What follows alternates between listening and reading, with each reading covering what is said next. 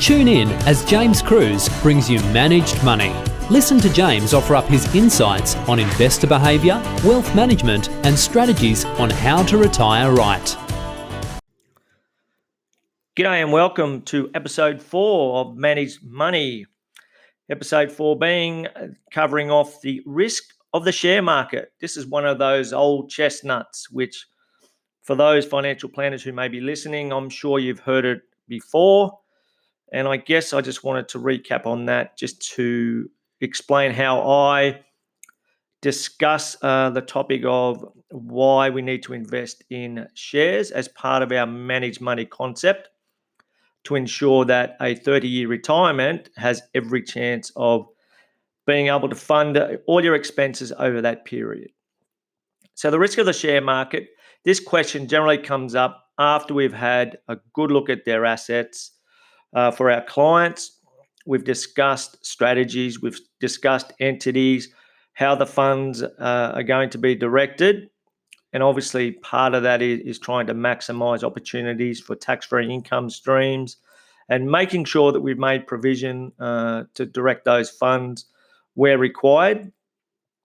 Generally, if somebody's come to us and they've had a 30-year working life, and they may have even sold a business, which for most business owners is a huge legacy. It's a massive change in their lives.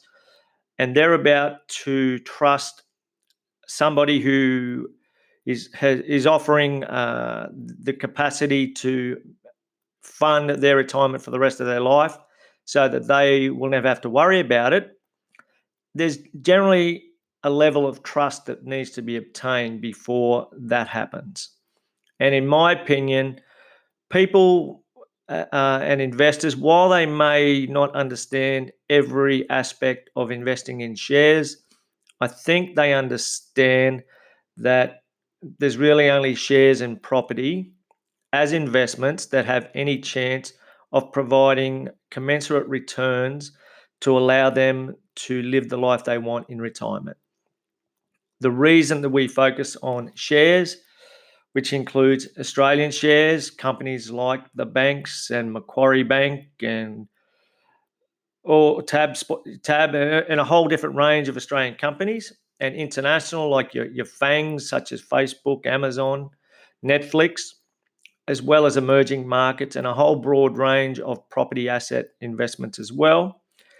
We want clients to be able to access liquid assets as well as be able to get the market rate of return to allow them to live the life they want. That's it, quite simply, in a nutshell. So the risk of the share market is that question where clients are going, right, how are we going to trust this person with our retirement assets? So once we've explained our reasoning, the concept of managed money, the process that we deliver, then a lot of our clients are certainly a lot more comfortable in regards to making that decision. Now, it's not always with us. It could always, it could be with another financial planner, or they may decide to do it themselves, which is certainly an option for many people. I would argue that it's better off dealing or partnering with a financial planner to make sure that the strategy and the process is delivered better. But people, they can still invest on their own as well.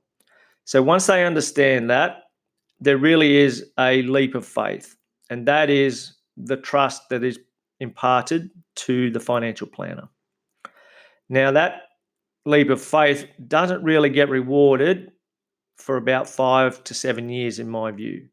So having done this role for in excess of 20 years, I know the clients where we invested in the tech bust in the early 2000s, they do not care about their share prices. They do not care about the risk of the stock market. They understand because they have had that experience of the GFC and the continuation of the strategy and not selling in a down period and continually buying when the prices were dreadful. Their experience has shown them that the strategy and the risk of the stock market is generally the only way that they can help to fund their retirement. So if you want to bring up that discussion with someone, you'll probably get the same answer from myself. It's about you trusting the person that you're going to part your funds with to make sure that they can get you on the retirement path that you want. So in the show notes, I've also provided a link to a video. In episode 3, I discussed the experience of Nick Murray, who I've gleaned a lot of my knowledge from. I think it's worthwhile having a look at that if you want to have a look at a different opinion, a different perspective, but hopefully one that supports the concept of managed money. So thanks for your time. Thanks for listening in. If you can give us a like and a share and share the love of managed money, that would be great. A review on Apple Podcasts would certainly help to boost our numbers. I really appreciate you listening in, and I look forward to catching up next time. Cheers.